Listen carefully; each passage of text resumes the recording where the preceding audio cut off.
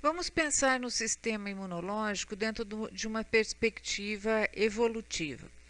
Considerem o seguinte, que bactérias, vírus, fungos e outros parasitas, como eumintos, eles encontram dentro do ambiente interno de um animal, ou seja, dentro do corpo do animal, um habitat quase ideal.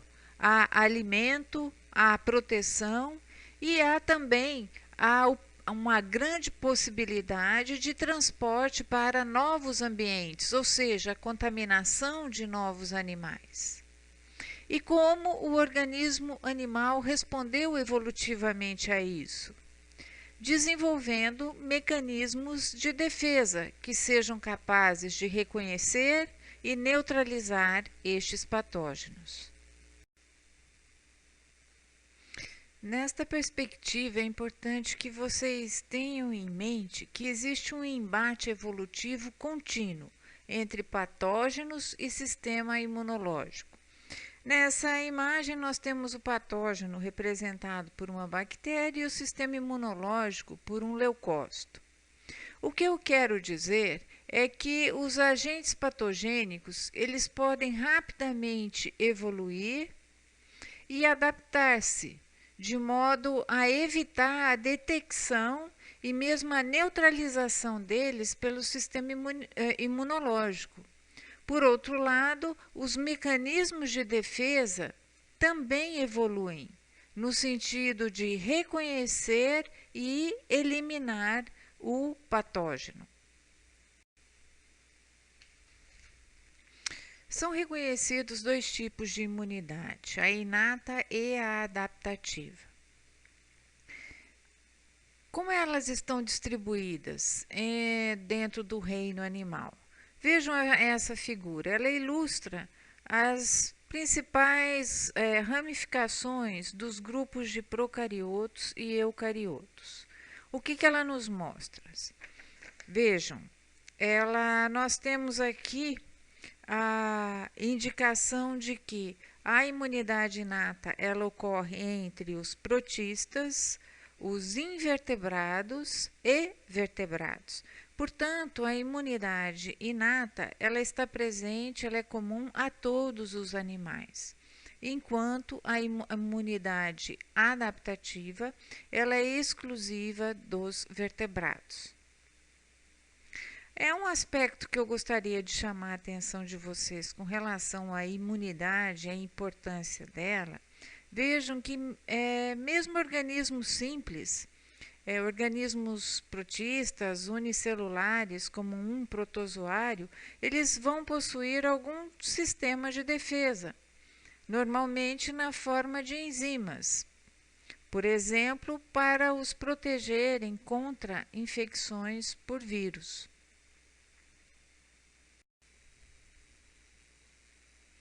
Então, quais são as diferenças básicas entre esses dois tipos de imunidade, diante da presença de um patógeno? O que acontece é o seguinte: na imunidade inata, a resposta é imediata. Além disso, ela irá induzir a resposta adaptativa. O que acontece com a imunidade adaptativa? Ela é uma resposta mais lenta diante de um encontro inicial, um primeiro contato com o patógeno. Mas o que ela tem de diferente? Este é um sistema que apresenta memória, o que se chama memória imunológica, e eu vou comentar mais sobre ela daqui a pouco. Mas qual é o efeito dessa memória imunológica? É que em um segundo encontro, vejam aqui, um segundo encontro com o patógeno, o sistema vai responder rápida e vigorosamente contra ele. Vamos falar um pouquinho sobre a imunidade inata. Já dissemos que ela é uma resposta rápida. E essa resposta rápida é dada a uma grande quantidade de estímulos. Esses estímulos representados por patógenos que entramos em contato por via aérea, pelo contato da nossa pele ou porque os ingerimos através dos alimentos ou da água. Então, a imunidade inata ela é representada por barreiras físicas, barreiras químicas, participam dela também células especializadas e moléculas solúveis. Isto está presente em todos os indivíduos, independentemente deles terem tido contato prévio com estes patógenos. Vamos a alguns exemplos de barreiras físicas e químicas. Nós temos a pele, no caso dos insetos, a quitina. Esses patógenos, quando entram no nosso organismo, eles enfrentam as mucosas, saliva, a lágrima, o ácido gástrico. Vocês se lembram lá da anatomia que o ácido gástrico tem pH igual a 2? Portanto, vejam lá, ó, muitos potenciais patógenos que nós ingerimos com alimento e água são destruídos pelo baixo pH do estômago. Além disso, aqueles que penetram pelas vias aéreas encontram a barreira. A barreira é dada pelo muco e pelo movimento das células ciliadas do trato respiratório.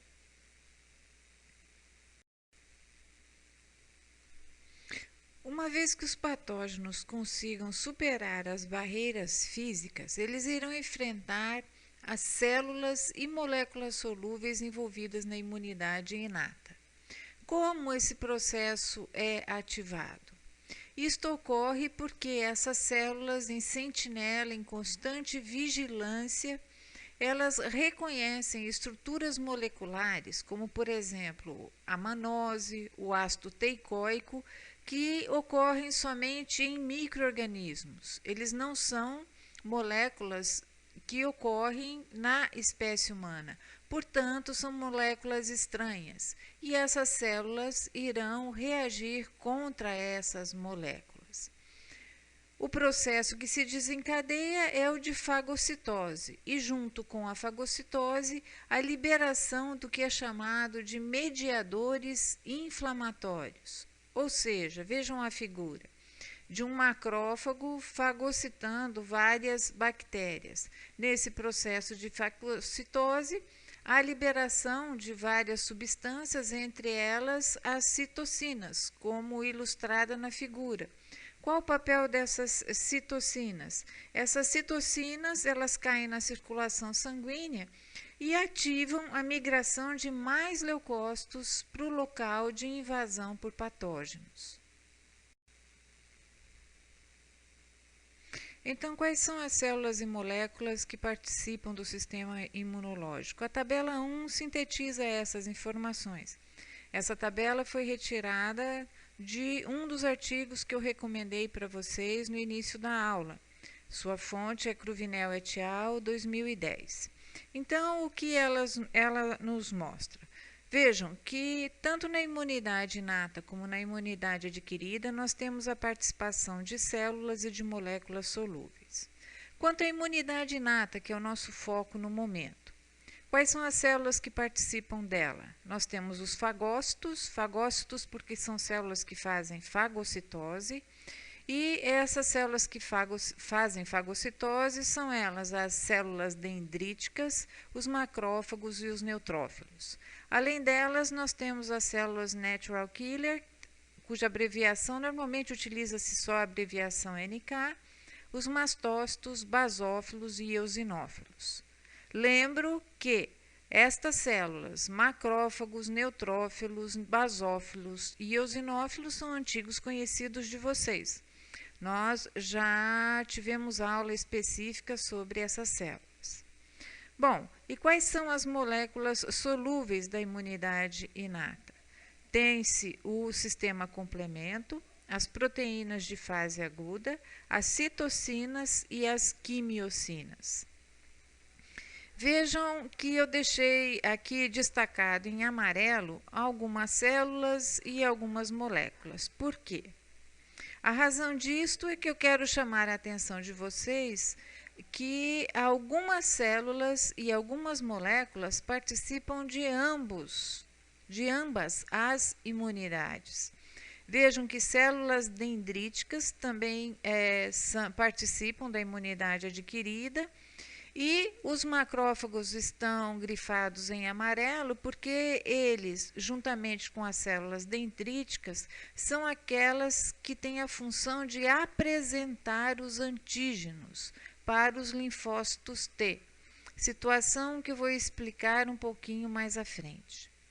Além disso, entre as moléculas solúveis, observem que citocinas e quimiocinas também estão presentes em ambos os tipos de imunidade. Esta figura é apenas para ilustrar as principais células que participam da imunidade inata. Observem os nomes e formas e vejam que a maioria delas vocês já conhecem.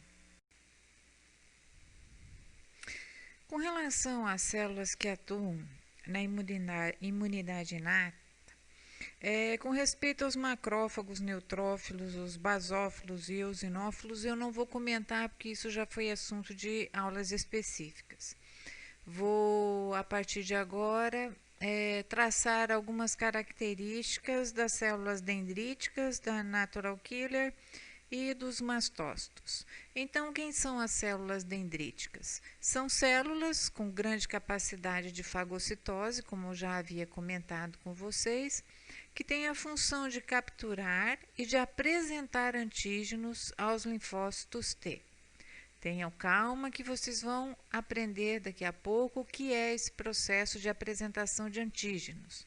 Por enquanto, apenas gravem que essa é uma célula importante nessa função.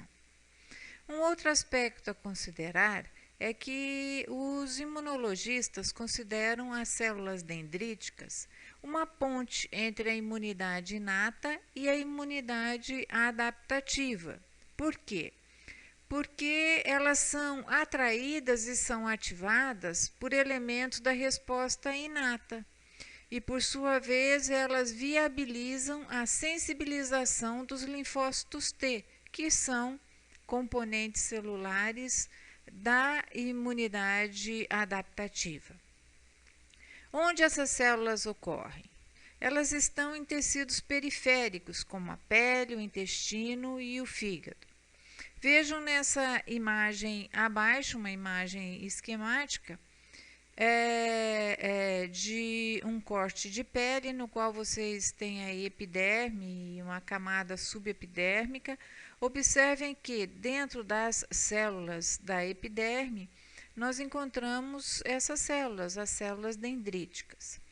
Um aspecto, acho que eu diria, de curiosidade, porque acredito que não tenhamos tempo para entrar nesses detalhes, mas é que as células dendríticas, elas ocorrem, né, no tecido conjuntivo, em vários órgãos, e dependendo da sua localização, elas recebem nomes específicos. Então, as células dendríticas na pele, na epiderme, elas recebem o nome de células de Langerhans, como vocês estão vendo na figura. Vejam que a mesma célula localizada já na derme, ela recebe o nome de célula dendrítica. Se vocês chegarem a observar uma lâmina de fígado, pode ser que vocês observem células dendríticas, e as células dendríticas do fígado recebem o nome de células de Kupfer. Isso tudo é só para ilustrar a relevância dessas células. Qual a função delas, então? Já disse que é de capturar e apresentar antígenos. Como é que isso ocorre? Elas capturam esses patógenos, que são os antígenos, nos tecidos onde elas estão localizadas, só que elas fazem a fagocitose e não permanecem aí. Elas migram para os linfonodos regionais, os linfonodos próximos à lesão, ao local aonde esse patógeno penetrou. E lá nos linfonodos é que elas irão apresentar os antígenos aos linfócitos T. Essa caricatura, desta figura de uma célula dendrítica e de um linfócito T em um beijo, ela salienta a forte correlação que existe entre essas duas células, linfócito T e célula dendrítica, no processo de defesa do organismo. Células Natural Killer, abreviação NK, em português, células assassinas naturais. Quem são elas? São linfócitos grandes e granulares. Observem aqui à direita, em um esfregaço sanguíneo, a presença de uma célula NK bem ao centro. Observem o formato do núcleo grande, e aqui destaco com a seta vermelha a presença de grânulos. Bem, no que eles diferem dos linfócitos T e linfócitos B? Já disse que eles são morfologicamente distintos, são maiores, mas eles diferem também funcionalmente, porque os linfócitos NK, eles apresentam uma resposta rápida diante da presença de um patógeno ou de uma célula cancerígena. Essa resposta ocorre em poucas horas. São linfócitos abundantes, correspondem de 10 a 15% dos linfócitos no sangue periférico, no sangue circulante, e de 1 a 2% daqueles presentes no baço. Função: eles são encarregados de detectarem proteínas anormais, aquelas proteínas não próprias do organismo, nas superfícies celulares. E onde é que em qual condição essas proteínas anormais aparecem na superfície das nossas células? Quando as células apresentam modificações em sua programação genética, ou seja, em células cancerígenas e em células parasitadas por vírus. Qual é a ação da célula NK? Os grânulos que eu comentei com vocês há pouco, que existem nessas células, eles abrigam duas substâncias, a perforina e a granizima. Qual a função delas? As perforinas têm a função de abrirem poros na membrana celular da célula cancerígena ou parasitada pelo vírus. E a granizina leva estas células à morte celular por apoptose. Observem aqui nessa figura abaixo, e está sendo destacado pela flecha verde, vesículas que estão sendo liberadas pela célula NK. Essas vesículas estão indo em direção à superfície de uma célula cancerígena, e elas estão, dentro dessas enzimas, é encontrada então perforina e granizima. Os mastócitos, assim como as outras células que nós já vimos, eles são produzidos na medula óssea, mas qual é o diferencial? É que as células jovens não permanecem na corrente sanguínea. Na verdade, em geral, não são encontrados mastócitos circulantes. Por quê? Essas células jovens que caem na corrente sanguínea, elas migram para tecidos conjuntivos que apresentam uma posição, uma localização estratégica no organismo na vigilância quanto a patógeno e a substâncias estranhas que possam ingressar. Então, uma vez presente nesses tecidos conjuntivos, os mastócitos sofrem maturação e este processo de maturação envolve a produção de grande quantidade de grânulos. Observem a figura na direita. Este é um corte histológico de língua de rato, e neste corte são encontrados vários mastócitos. Vejam ali a conformação da célula e suas características.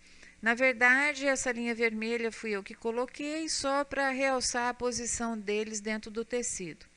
Vejam que são células grandes, globosas. Em algumas delas, o núcleo nem é possível de ser percebido devido à grande quantidade de grânulos nos seus citoplasmas. E do que é constituído esses grânulos?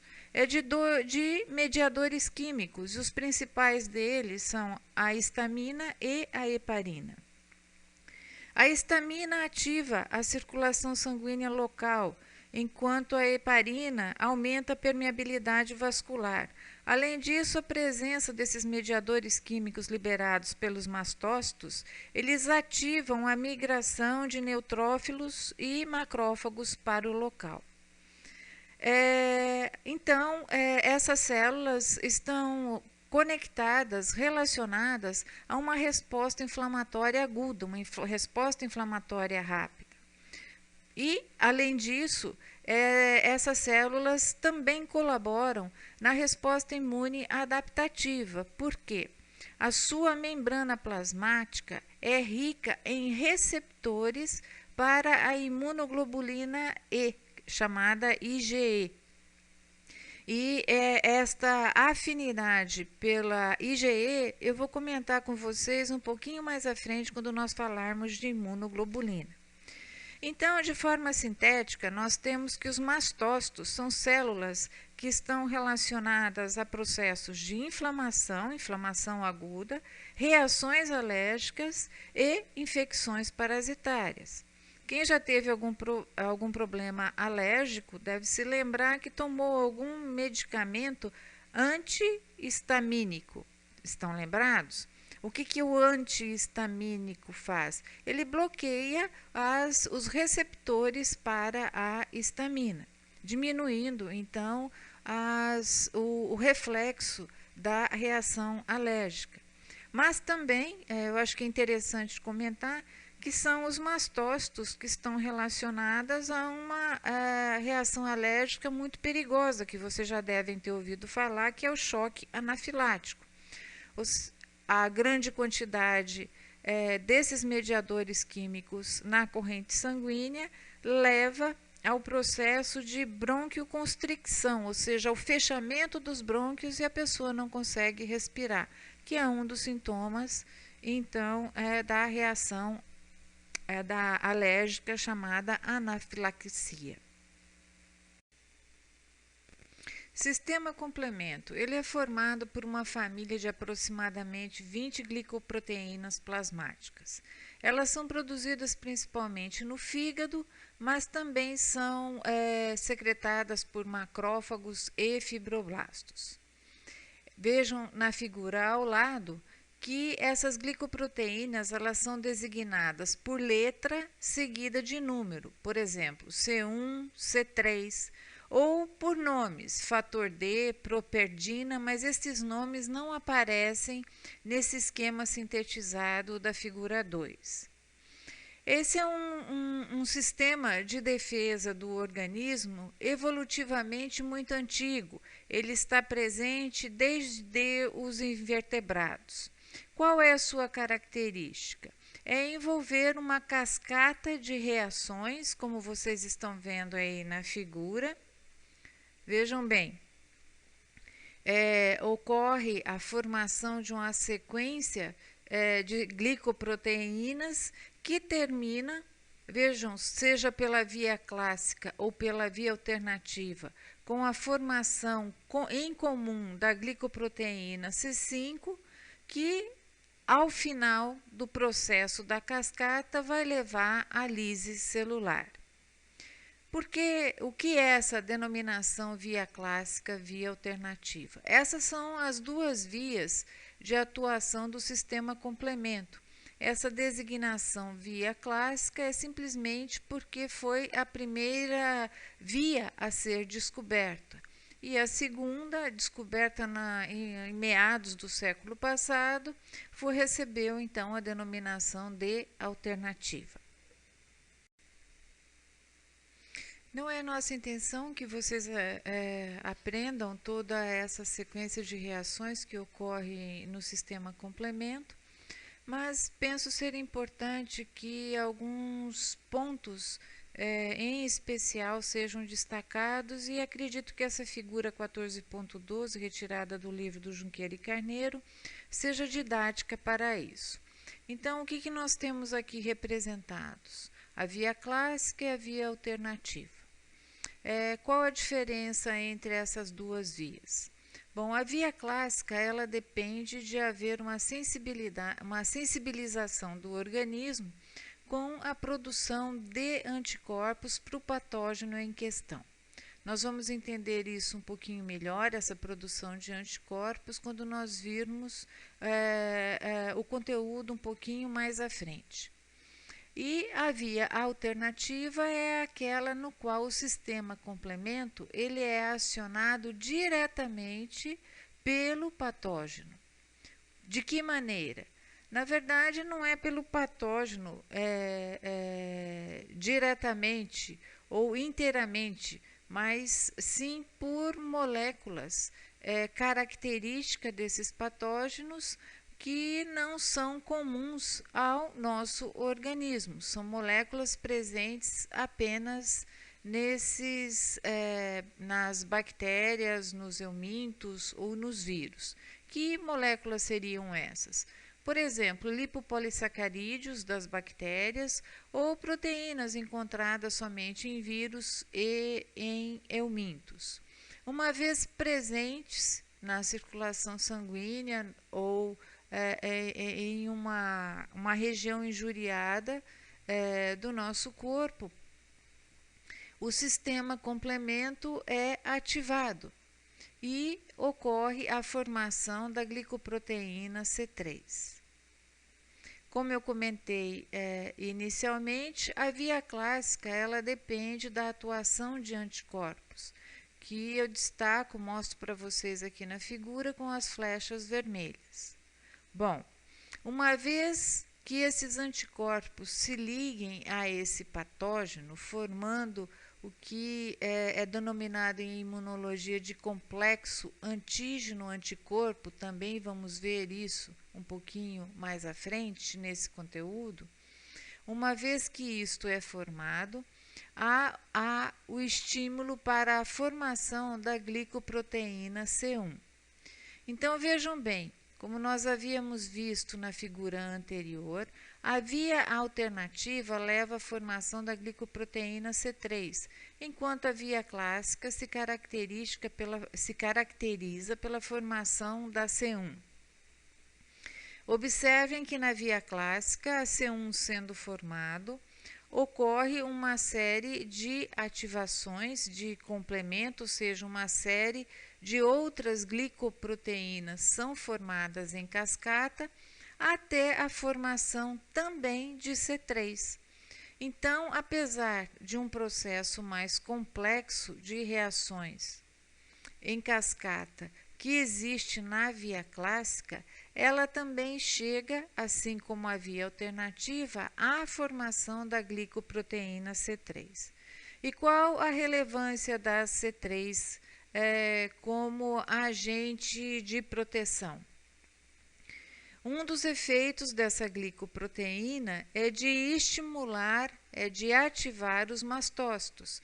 E nós acabamos de ver que os mastócitos, uma vez ativados, eles irão liberar histamina e heparina, e a histamina e a heparina têm as funções que no processo inflamatório que nós acabamos de ver. Não vou repetir aqui.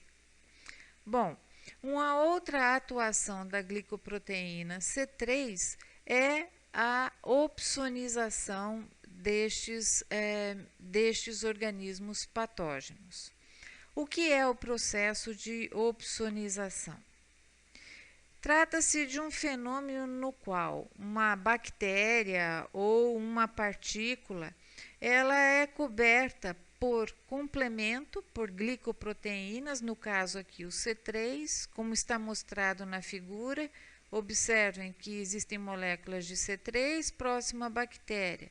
Depois essas moléculas, elas revestem toda a superfície da bactéria. Esse é o processo de opsonização. Então, a cobertura de bactérias ou partículas por complemento ou por anticorpos. Qual a importância disso?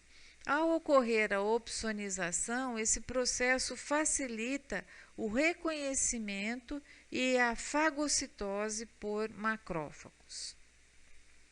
Mas, seguindo a cascata do sistema complemento, tem-se Após a formação do C3, a formação da glicoproteína C5.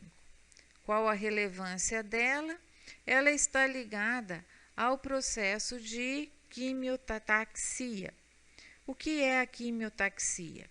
É o processo de atração de neutrófilos para a região do processo inflamatório, da região onde existe o patógeno.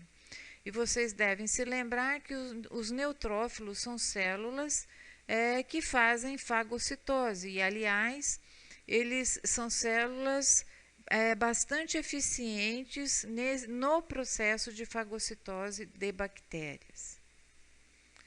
E vejam aqui indicado pela flecha à direita, dentro da cascata de glicoproteínas do complemento, há a formação das glicoproteínas de C6 até C9.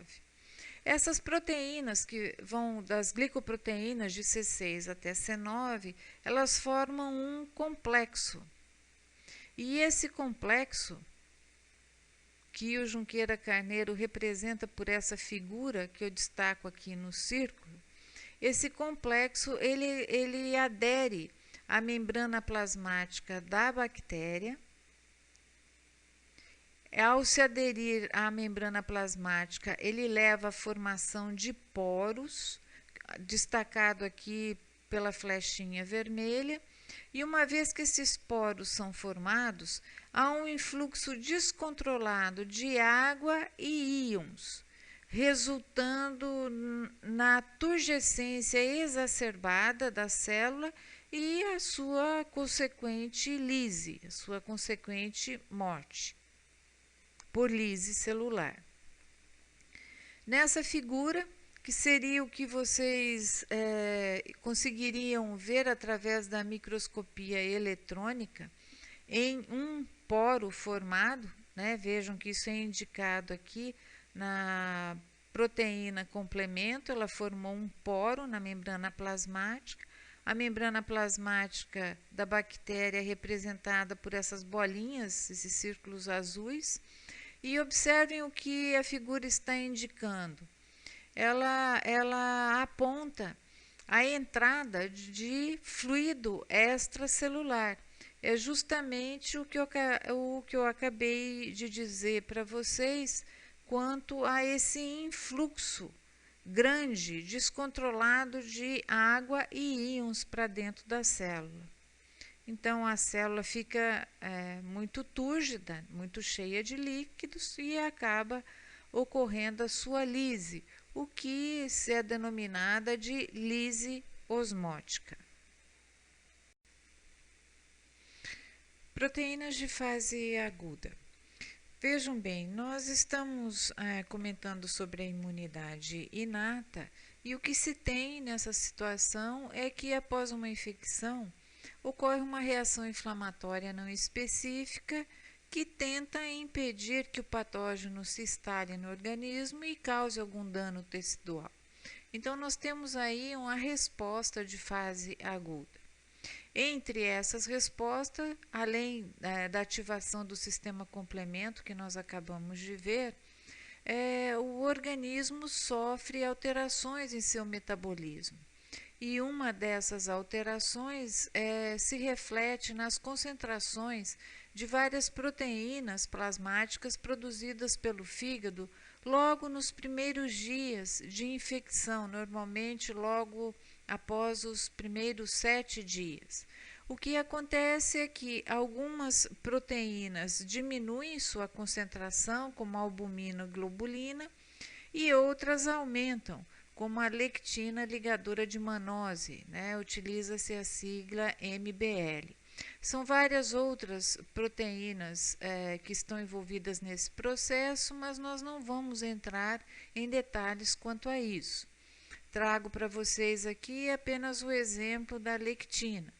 Então, qual é o papel dela? Comentei que durante a fase aguda há um aumento na concentração dessa proteína. Por quê? Porque ela tem a função de opsonização de patógenos. Vejam, caso o organismo tenha sido infectado por uma bactéria, representada no desenho por essa estrutura roxa, e essa bactéria apresente em sua superfície o açúcar manose, a lectina ligadora de manose tem em sua fórmula estrutural receptores para manose, de forma que ela opsoniza a bactéria, facilitando o processo de fagocitose. A alta complexidade da resposta imune, ela é controlada por diversas moléculas, como vocês estão percebendo, mas principalmente pelas citocinas. Quem são elas? São peptídeos e glicoproteínas, como por exemplo o interferon, as interleucinas, que são sintetizadas por macrófagos, por mastócitos, pelos próprios linfócitos T e linfócitos B, além de células endoteliais e fibroblastos. Qual a função dessa citocina? A função é de sinalização.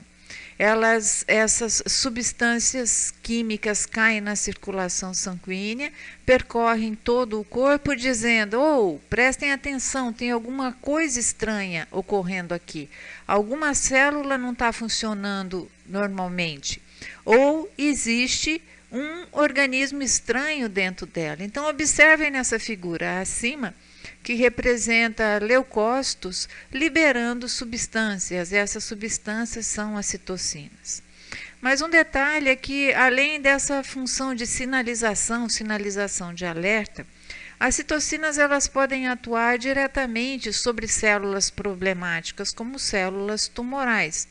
E existem citocinas denominadas de fatores de necrose tumoral, como vocês podem observar na figura ao lado. Quem vocês veem atuando? Vejam, um macrófago e um linfócito T.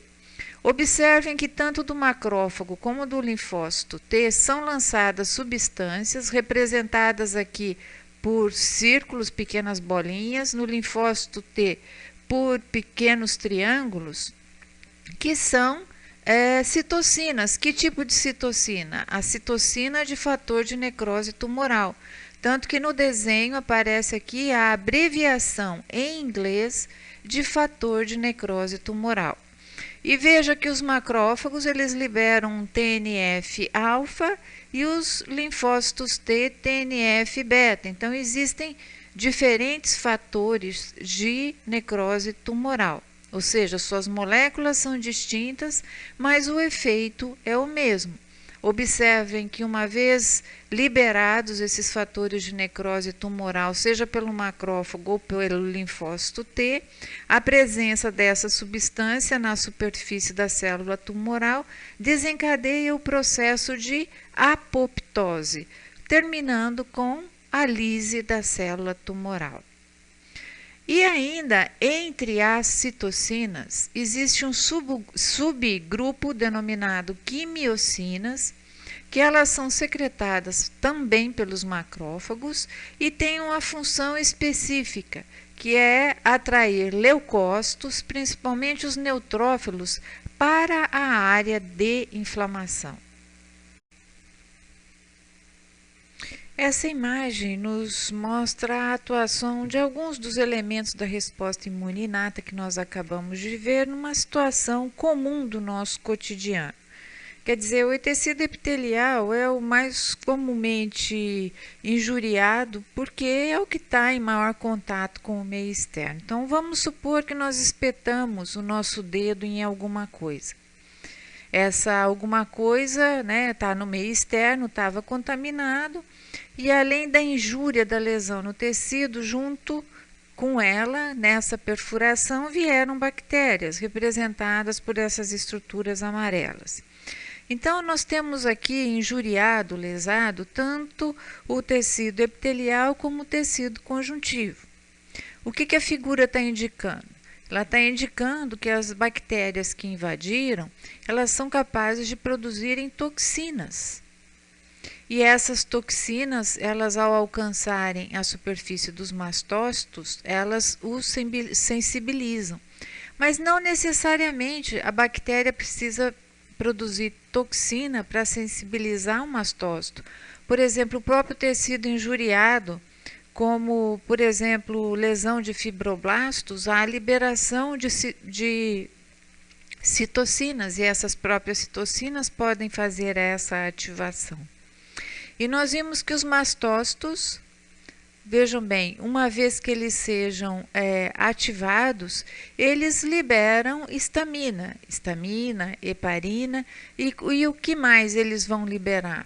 Vejam bem, acabamos de comentar sobre isso. Além da histamina, os mastócitos liberam citocinas. Então, vejam que essas citocinas, elas são liberadas e alcançam todo o tecido, chegando à superfície dos vasos sanguíneos. Isso é importante. Então, duas coisas estão acontecendo. Primeiro, a histamina liberada, ela provoca vasodilatação, ou seja, o aumento do espaço entre as células do endotélio, facilitando a diapedese, a saída dos leucócitos. No caso aqui, eles estão representados por neutrófilos. Além disso, há um ponto importante relacionado às citocinas. Vejam, nesse vaso sanguíneo, os leucócitos estão constantemente circulando. E como é que eles vão saber qual é o local ao qual eles devem se dirigir? É o papel desempenhado pelas citocinas. A concentração de citocinas nessa região vai atrair os leucócitos, né, os neutrófilos aí no caso, e os neutrófilos vão se dirigir à região lesionada, fazendo a fagocitose das bactérias. Então, como resultado, né, dessa intervenção da resposta imune inata, nós temos um processo inflamatório. E qual é a característica? O que nós sentimos quando alguma coisa está inflamada? Como é que vai ficar a ponta do nosso dedo? Primeiro, vai haver edema, porque há acúmulo de líquido e células que extravasaram, porque houve vasodilatação. Nós vamos sentir calor, vai ficar quente o local, porque há um aumento no volume sanguíneo. Em função desse aumento de volume sanguíneo, vai ficar vermelho, né, é o rubor. E justamente esse acúmulo de líquido dado pelo que é o edema, ele vai comprimir as fibras nervosas, nos causando dor. E com a dor existe a perda de função do membro. Não estou querendo dizer que nós vamos perder o dedo, nós vamos ter dificuldade, pelo menos, de movimentar esse dedo. Então, estes são as 5 características típicas de um processo inflamatório, que é o edema, o calor, o rubor, a dor e a perda de função.